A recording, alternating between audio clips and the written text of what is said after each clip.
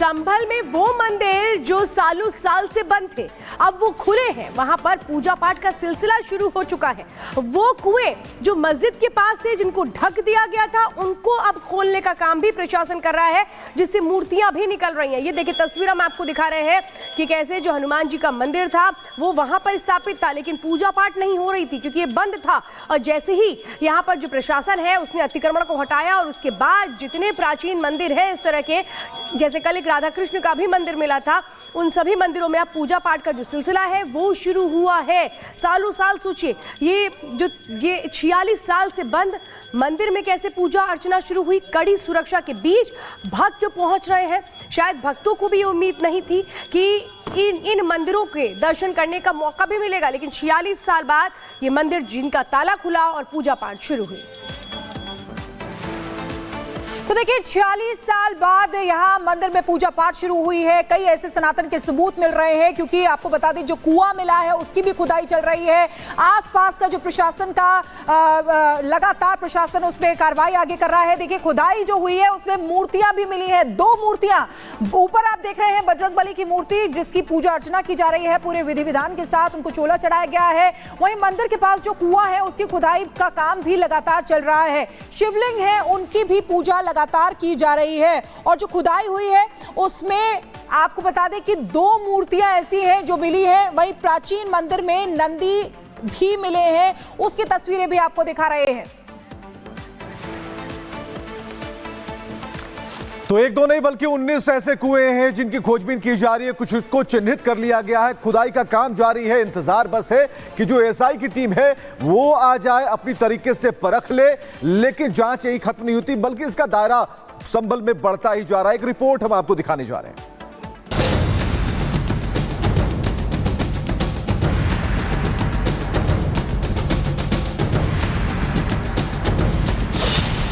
योगी का धर्मपथ कब्जा ध्वस्त।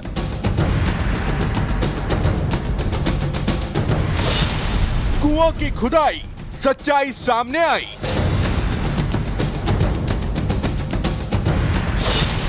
मिला एक और कूप, छिपे सनातन के सबूत।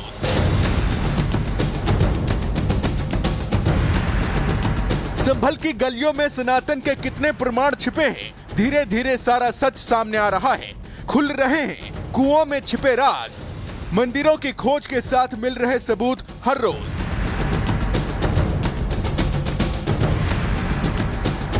संभल में 14 दिसंबर को प्राचीन शिव मंदिर के खुलने के साथ ही उसके पास कुएं का पता चला। पहले कुएं मिलने के ठीक 48 घंटे के भीतर एक और कुआं मिला और इसके बाद तो कूप के मिलने का सिलसिला ही शुरू हो गया। प्रशासन ने अब तक 19 ऐसे कूपों की पहचान की है जो जामा मस्जिद के आसपास स्थित हैं। इसमें से एक है चतुर्मुख कूप जिसकी खुदाई जारी है और जारी है सनातनी सबूत की तलाश। तकरीबन 20 फीट अभी तक इसको खोदा गया है। और आप ये देखिए कि कूप जिसको प्राचीन भी बोला जाता है, बहुत पुराना बोला जाता है। आप ईंटें लगी हुई देख रहे हैं, इस कूप के साइड में जो ईंटें लगी हुई हैं वो बेहद पुरानी है। इस तरीके की जो पत्थर बोल लीजिए, ईंटें बोल लीजिए, जिसका इस्तेमाल कूप बनाने में पुराने समय में किया जाता था, वो पत्थर मिलना अब बेहद मुश्किल है।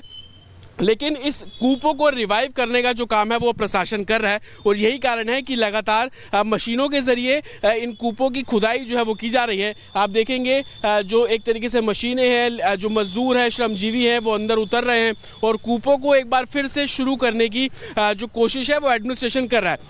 रिपोर्ट्स के मुताबिक प्राचीन हरिहर मंदिर और अभी के जामा मस्जिद के अंदर बाहर मिलाकर कुल 19 कुएं हैं और इन सभी कुओं की तलाश कर उनकी खुदाई का काम जारी है। जिस 19 कूपों को रिवाइव करने की बात एडमिनिस्ट्रेशन कर रहा है वो कूप कहां पर है?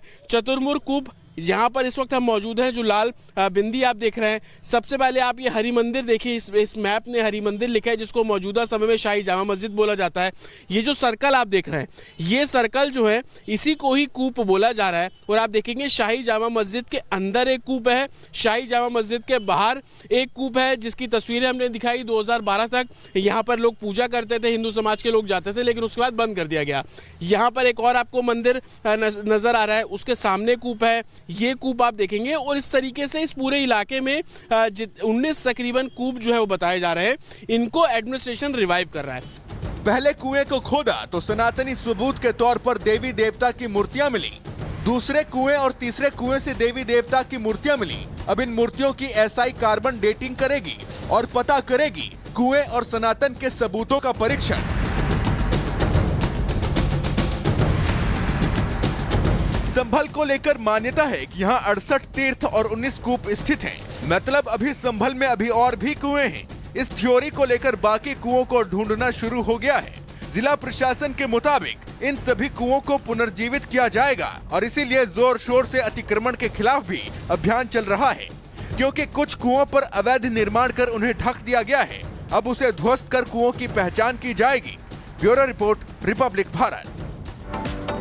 तो आपको बताते हैं, एक तरफ से देखिए किस तरह से अतिक्रमण हटाने का काम चल रहा है, लेकिन दूसरी तरफ वो मीटर जो गलत मीटर लगे थे, सांसद महोदय के घर पर गलत मीटर लगे थे जिसकी रीडिंग 0 आ रही थी, अब उनको भी प्रशासन सही करने का काम कर रहा है। स्मार्ट मीटर लगाए गए हैं। ये तस्वीरें हम आपको दिखा रहे हैं। सपा सांसद के घर पर कल मीटर बदला गया और कैसे बिजली बिल कम आता रहा, यानी बड़ा खेल होता रहा बिजली के बिल को लेकर के, वो तस्वीरें सामने आती रही हैं। और ये सबूत है जो बता रहे हैं कि कितनी मनमानी चल रही थी संभल में। और जतिन हमारे साथ सीधे जुड़ गए हैं ग्राउंड जीरो से, उनके पास जाना चाहेंगे। जतिन, देखिए, बिजली चोरी के खिलाफ प्रशासन की मुहिम लगातार चल रही है। आज क्या क्या प्रशासन करने वाला है?